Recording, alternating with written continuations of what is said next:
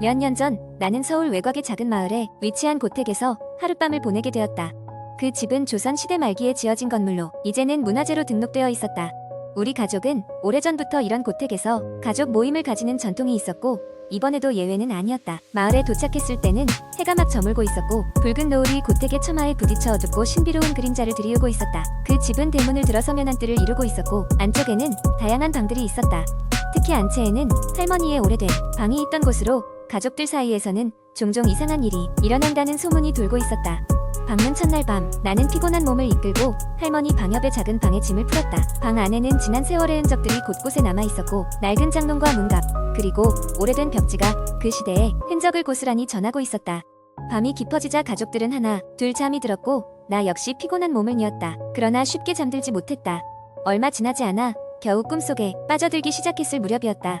갑자기 이상한 소리가 들리기 시작했다. 계단을 올라오는 듯한 소리, 그 뒤로는 뭔가 질질 끌리는 듯한 소리. 순간 소름이 돋아 잠이 확 달아났다. 방 안에는 아무도 없었다. 하지만 그 소리는 분명히 들렸다.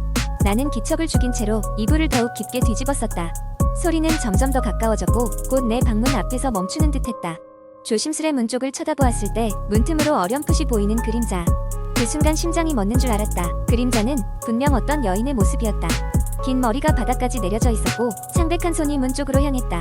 곧 문이 삐걱거리며 열리려는 순간 나는 비명을 지르고 말았다.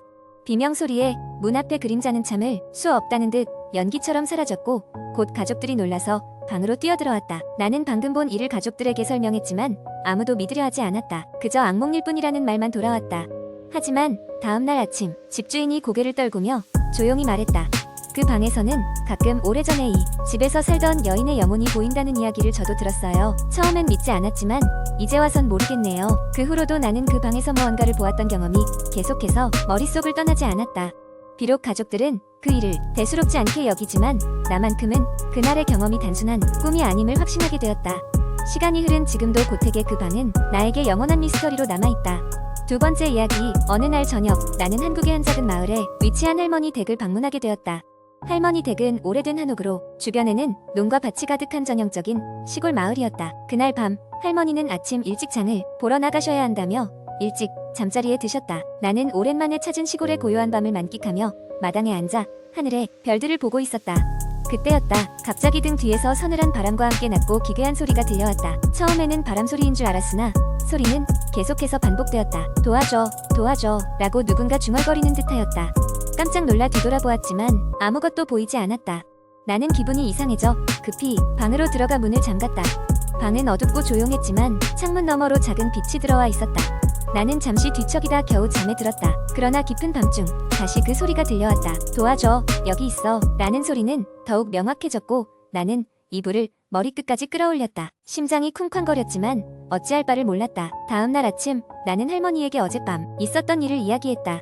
할머니는 잠시 생각하다가 깊은 한숨을 내쉬며 오래전 이 마을에 전해 내려오는 이야기를 들려주셨다. 옛날 이 마을에는 한 젊은 여인이 살고 있었는데 그녀는 마을의 부잣집 아들과 사랑에 빠졌다. 그러나 그들의 사랑은 가문간의 반대로 인해 이루어질 수 없었다. 결국 그녀는 그 아들을 만나기 위해 몰래 밤중에 집을 나섰다가 깊은 숲속에서 길을 잃고 말았다. 마을 사람들은 그녀를 찾기 위해 애썼지만 그녀는 끝내 돌아오지 않았다. 이후로 마을의 어르신들은 밤이 되면 숲속에서 그녀의 목소리가 들린다고 전해왔다는 것이었다. 할머니의 이야기를 들으며 등골이 오싹해졌다. 나는 그것이 단순한 전설일 뿐이라고 생각하려 했지만 여전히 마음 한쪽에는 불안감이 가시지 않았다. 며칠 동안 나는 그 이야기를 잊어버리려 노력했지만 마음속 깊이 자리 잡은 두려움은 쉽게 사라지지 않았다. 마을에서 마지막 밤이 되었을 때 나는 묘한 결심을 하게 되었다. 그 음산한 숲에 한번 가보기로 한 것이다. 그날 밤 나는 조용히 집을 나섰다. 손전등 하나에 의지한 채 숲으로 향했다. 숲은 생각보다 훨씬 더 어두웠고 적막했다. 나뭇잎이 바람에 스칠 때마다 등골이 싸늘해졌다. 그리고 마침내 그 소리가 다시 들려왔다.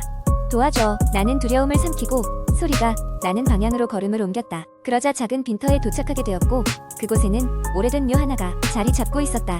그 순간 주변의 공기가 더욱 차가워지며 으스스한 기운이 감돌았다. 묘 앞에는 작은 비석이 있었고 나는 손전등의 불빛을 비추어 비석의 글귀를 읽어보았다. 영원히 사랑하리라. 그 글자는 분명 그 젊은 여인을 기리기 위한 것이 틀림없었다. 갑자기 등 뒤에서 누군가의 손이 느껴졌다. 차가운 손길이었다. 몸을 돌리자 아무도 없었다. 순간적으로 심장이 멎을 것 같은 공포감이 몰려왔다. 나는 필사적으로 숲을 빠져나와 할머니 댁까지 달렸다. 그 후로 나는 결코 밤의 그 숲 근처로 가지 않았다. 그 후로도 마을 사람들 사이에서는 여전히 그녀의 목소리가 들린다는 이야기가 전해지고 있었다. 할머니 댁을 떠나온 지 오래지만 가끔씩 그날 밤의 기억이 떠오를 때마다 아직도 등골이 오싹해진다. 세 번째 이야기. 서울의 외곽에 위치한 작은 마을. 이름조차도 지도에 잘 나타나지 않는 이곳에는 오래된 전설이 전해져 내려오고 있었다. 그 전설은 사라진 마을의 비밀이라는 이름으로 불렸다. 이 마을에서는 몇 년에 한 번씩 젊은이가 사라지는 일이 반복되었으며 그 사건은 항상 8월에 어느 비 내리는 밤에 발생했다. 주인공인 철수는 이 마을에 사는 대학생이었다.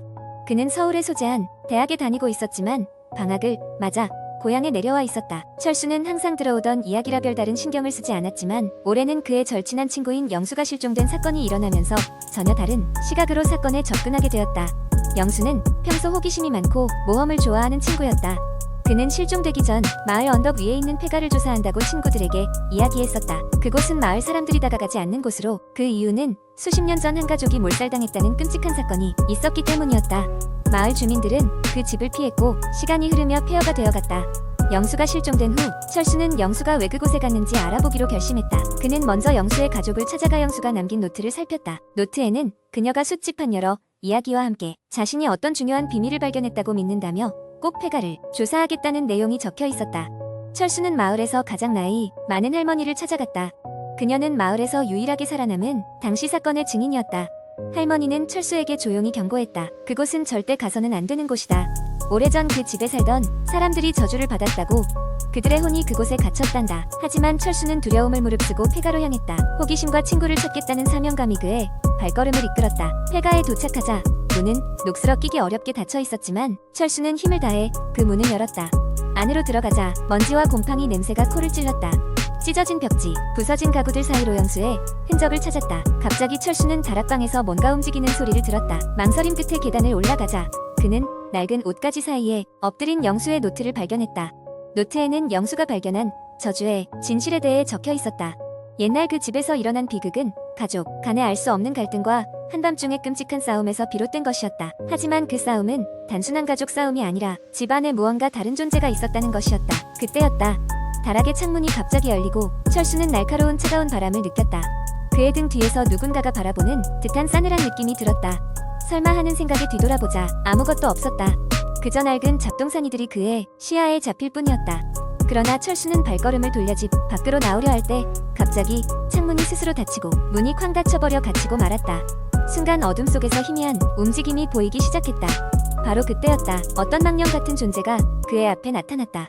흐릿한 윤곽의 여인이었다. 그녀의 눈에서는 절망과 슬픔이 가득 묻어났다. 여인은 철수를 물끄러미 바라보다가 입을 열었다. 그녀는 이 집의 비극은 단순한 사건이 아니라고 말했다. 그녀와 그녀의 가족은 이 땅에 묶여있고 매년 희생자가 필요하다고 그들이 자유로워지기 위해서는 생명의 희생이 필요하다 하며 철수를 붙잡으려 손을 뻗었다. 그러나 철수는 혼신의 힘을 다해 저항했다. 그의 마음속에는 영수를 구하겠다는 의지가 가득했다. 그 순간 자그마한 창문 틈으로의 빛이 스며들기 시작했다. 날이 밝아오고 있었다. 햇빛은 어둠을 물리쳤고 망령은 고통스러운 비명을 지르며 사라졌다. 철수는 그 집에서 간신히 탈출할 수 있었다. 바깥 세상은 이미 환하게 빛나고 있었다. 마을 사람들은 걱정 어린 얼굴로 철수를 맞이했다. 그 후로 폐가는 철거되었다. 하지만 철수는 그날의 일을 잊지 않았다. 영수를 찾을 수는 없었지만 그는 영수가 그곳에서 자유로워졌을 것이라고 믿었다. 세월이 흐르면서 마을에서는 더 이상 사람이 사라지지 않았고 전설은 단지 옛날 이야기가 되어갔다. 그러나 그날의 경험은 철수의 가슴 속 깊이 새겨져 있었다. 그는 가끔씩 그 망령의 눈빛을 떠올렸다. 어쩌면 그들도 해방되기론 했던 것은 아니었을까?